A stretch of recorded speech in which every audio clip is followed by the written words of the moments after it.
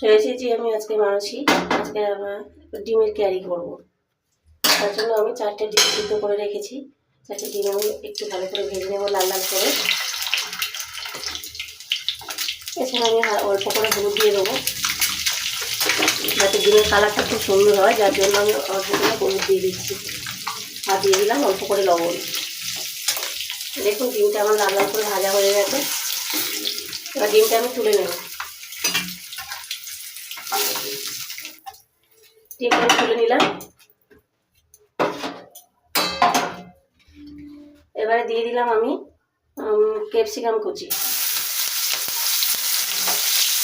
দিয়ে দিলাম টমেটো কুচি, দিয়ে দিলাম 2 পিস লঙ্কা কুচি।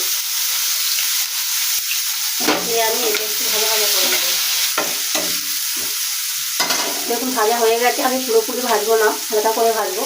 আমি তারপরে দিয়ে দিলাম পেঁয়াজ বাটা, একটা পেঁয়াজ বাটা আমি দিয়ে দিলাম। তারপরে দিয়ে দিলাম হাফ চামচ আদা বাটা, আর দিয়ে দিলাম হাফ চামচ রসুন বাটা।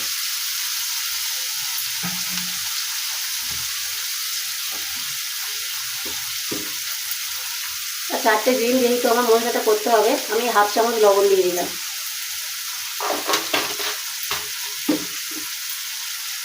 হাফ চামচ আমি হলুদ গুঁড়ো দিয়ে দিলাম।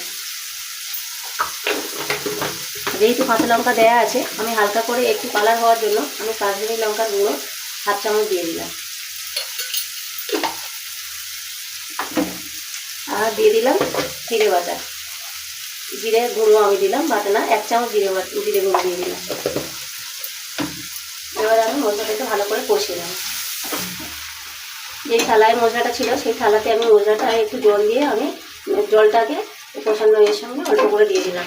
এটা আবার কষতে কষতে যখন জল দিয়ে ছেড়ে যাবে তখন আমি ডিমটা দিয়ে দেবো।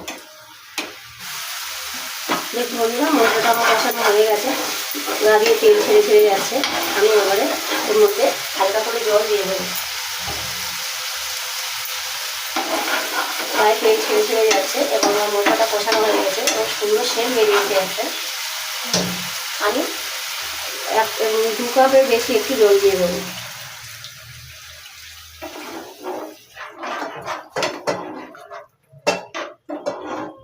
যে যেরকম ক্যারিতে বেশি ঝোল খায় না, কেউ যদি মনে করেন যে আমি বেশি ঝোল খাবো, ঝোল খেতে পারেন, কোনো অসুবিধা নেই। কিন্তু আমরা বেশি ঝোল খাবো না, তার জন্য আমি 2 কাপের একটু বেশি জল দিলাম। দেখুন এটা ফুটছে, তরকারিটা ফুটে গেছে।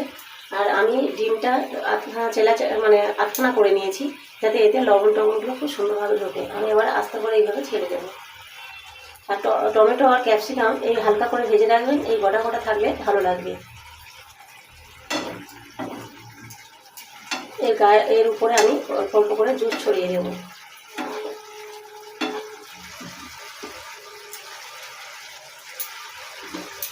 তাহলে বন্ধুরা দেখুন হয়ে গেছে, একদম হয়ে গেছে। আমি এর মধ্যে একটু গোলমরিচের গুঁড়ো ছড়িয়ে দিয়ে নামিয়ে নেব।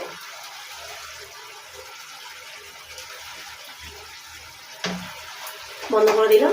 দেখুন নামিয়ে নেবো। এইভাবে করে খান, দেখবেন কত সুন্দর লাগে। দেখুন রেডি হয়ে গেছে ডিমের কারি। কারো যদি ভালো লাগে লাইক শেয়ার কমেন্ট করবেন, এবং যদি খারাপও লেগে থাকে তাহলেও লাইক শেয়ার কমেন্ট করে আমাকে জানাবেন। নমস্কার।